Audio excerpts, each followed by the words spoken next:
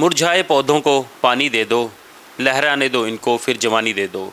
तो बीजेपी के जैसे पौधा मुरझा रहा था पंजाब में, उनको जवानी देने के लिए कांग्रेस के बड़े बड़े दिग्गज नेता आज बीजेपी में जा रहे हैं। तो उनके ही साथी आज हमारे साथ संजीव अरोड़ा जी बैठे हैं। हम उनसे बात करेंगे कि कांग्रेस के इतने बड़े स्तंभ जो कांग्रेस को छोड़कर बीजेपी में जा रहे हैं, तो कांग्रेस को इसकी कमी खलेगी या नहीं?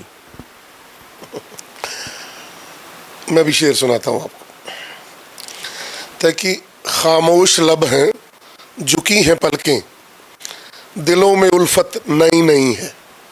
खामोश लब हैं, झुकी हैं पलकें, दिलों में उल्फत नई नई है।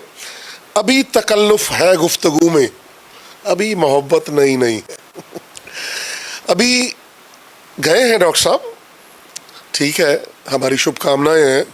हमारे बड़े भाई हैं, पार्टी से हटकर उनके साथ हमारा रिश्ता है, दोस्ती नहीं कह सकते आप, वो हमारे बड़े भाई हैं, हम छोटे हैं। तो मैं जहां उनको इस बात के लिए शुभकामनाएं देता हूं, उनको बधाई देता हूं कि आपने जो नई पारी की शुरुआत की है, ईश्वर करे उनको कामयाबी मिले, वो और बड़े फूलें, अच्छा हो।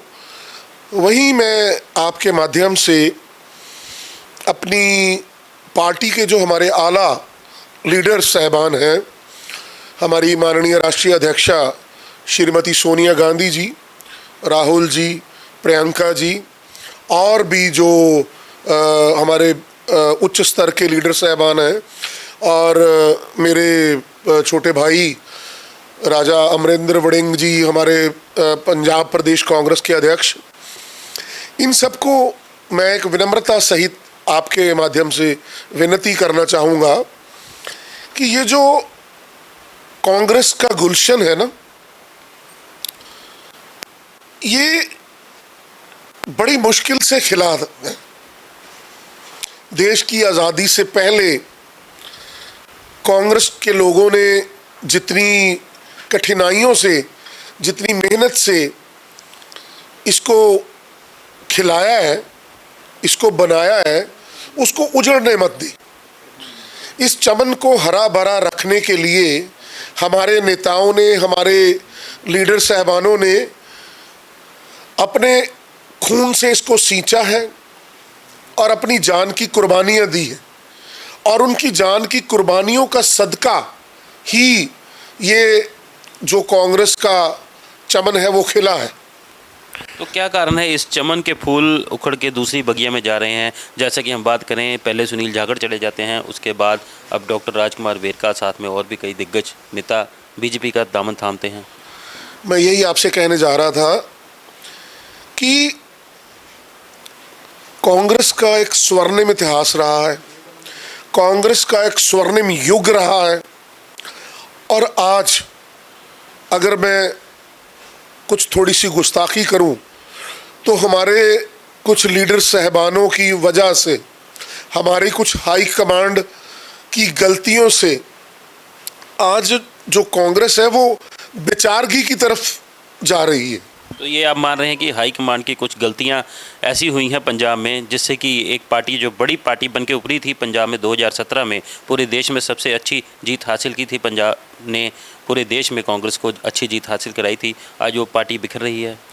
निसंदेह मैं आपसे यही कहूँगा, लेकिन ये घटना सिर्फ पंजाब की नहीं है, मैं पूरे भारत की बात कर रहा हूँ। पूरे भारत में कांग्रेस पार्टी का स्तर जो है वो नीचे गिर रहा है, हमें इसको उठाना चाहिए। कांग्रेस पार्टी एक बहुत ही प्रभावशाली, बहुत ही बड़ी और बहुत सारे लोगों की पार्टी है। आज मैं आपको एक छोटे से शेर की बात करता हूं कि कहते हैं कि कभी हम छोड़ दिया करते थे जितनी पैमाने में, आज उतनी भी मैसर नहीं मैखाने में। कांग्रेस पार्टी जिसका एक इतिहास रहा है, आज वो इस दौर में आ जाएगी कि हमें लोग तरस की निगाह से देखेंगे। नहीं, हम लोगों को अपना आत्मचिंतन करना होगा, हमारे लीडर साहबान को आत्मचिंतन करना होगा, और वर्करों के साथ जुड़ना होगा, और कार्यकर्ताओं को उनकी इज्जत सम्मान देना होगा, पार्टी के साथ जुड़ना होगा और पार्टी के जो नियम है, जो डिसिप्लिन है, जो अनुशासन है, उसमें रहना होगा और पार्टी की जो प्रगति के लिए हमें काम करना होगा, तभी ये पार्टी हमारी सरवाइव कर सकेगी। पार्टी की बात करें तो 2022 चुनाव में एक आंधी आती है आम आदमी पार्टी की, जिसमें बड़े बड़े दिग्गज नेता भी हार का मुख देखते हैं, कांग्रेस के बड़े बड़े दिग्गज नेता भी हार का मुख देते हैं। उसके बाद पार्टी में आपसी फूट को दूर भगाते हुए नवजोत सिंह सिद्धू ने भी सबसे मुलाकात की और उन्होंने बात की कि हम एक बड़े विपक्ष के रूप में कार्य करेंगे, लेकिन विपक्ष ही टूटता नजर आ रहा है। देखिए, आपने जो कहा कि 2022 में आपने कांग्रेस को हराया, नहीं, ये बिल्कुल गलत बात है। किसी भी पार्टी ने कांग्रेस को नहीं हराया, कांग्रेस ने खुद ही कांग्रेस को हराया। और लोग आज भी कांग्रेस के साथ हैं। लोगों ने सिर्फ हमें मतलब एक मैसेज दिया, एक संदेश दिया है कि जिस तरह रोज की कांग्रेस की लड़ाई थी, रोज की कांग्रेस की कलें थी और आपके लुभावने वायदे थे, रोज बारोज बड़े बड़े वायदे थे जिनसे पर्दा उठ चुका है, जो वायदे थे। और लोगों को एक ही बात कर रहे थे कि आप हमें एक मौका देकर देखो, एक मौका देकर देखो। उस तरफ उधर कांग्रेस की लड़ाई हो रही थी, इधर ये नए नए प्रलोभन दे रहे थे। तो लोगों ने एक तरफा जो है वो बहुमत आम आदमी पार्टी को दिया। और आज के दिन में लोग जो अपने आप को ठगा हुआ महसूस कर रहे हैं, क्योंकि आम आदमी पार्टी हर फ्रंट पर फेल हुई है। ना लोगों को सुरक्षा मुहैया करवा सकी है, ना उन्होंने जो वायदे किए थे वो पूरे हो सके हैं। किसी भी फ्रंट पर आम आदमी पार्टी जो है, और करप्शन की बात कर रहे थे, करप्शन में उसके 3-3, 4-4 मंत्री एमएलए जो हैं वो लिप्त हैं।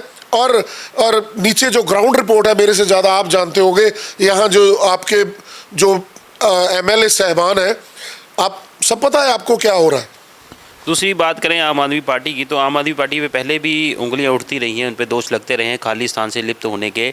लेकिन जब से आम आदमी पार्टी आई है तो लॉ एंड ऑर्डर की स्थिति खराब हुई है, गुंडागर्दी बढ़ी हुई है।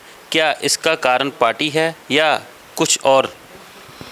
मेरी बात का जवाब तो आपने खुद ही दे दिया कि इनसे जो खालिस्तान के तार थे वो जुड़े हुए थे, और जब से ये आए हैं उनके हौसले खुल गए हैं।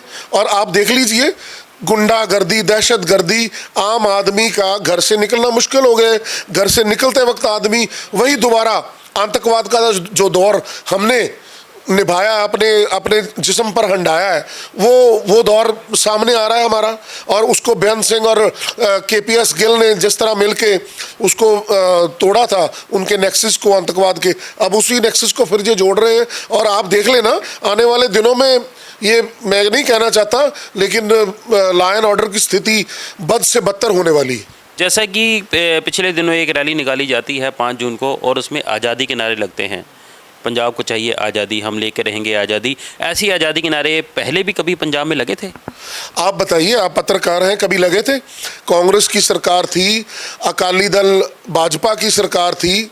चलो, अकाली दल की सरकार पर नहीं मैं कह सकता, लेकिन कांग्रेस की सरकार में कभी ऐसा हुआ था? यहाँ सरेआम लॉरेंस रोड चौक पर, हाल बाजार में खालिस्तान जिंदाबाद के नारे लगे हैं और पोस्टर लगे हैं भिंडरा वाले के। ये तो शुरुआत है, ये शुरुआत है, वो भी पूरी सुरक्षा के बीच में, पूरी सुरक्षा के बीच में। और मुझे कहना पड़ेगा कि हमारे पुलिस के जवान खुद ब खुद वो उनको सपोर्ट कर रहे थे, उनको पैसेज दे रहे थे और ये कह रहे थे कि आप ये गाड़ियां हटाओ, जुलूस आ रहा है। हालांकि देखिए, मैं पुलिस के जवानों की, पुलिस फोर्स की बहुत कदर करता हूं, क्योंकि इन्होंने बहुत अच्छे ढंग से सारा काम किया। लेकिन पुलिस ने तो ऊपर से इशारा चलना है ना। पुलिस को जब कह दिया जाएगा कि आपने खालिस्तान के जो समर्थक हैं उनको समर्थन देना है, तो वो देंगे, तो वो दिया है उन्होंने।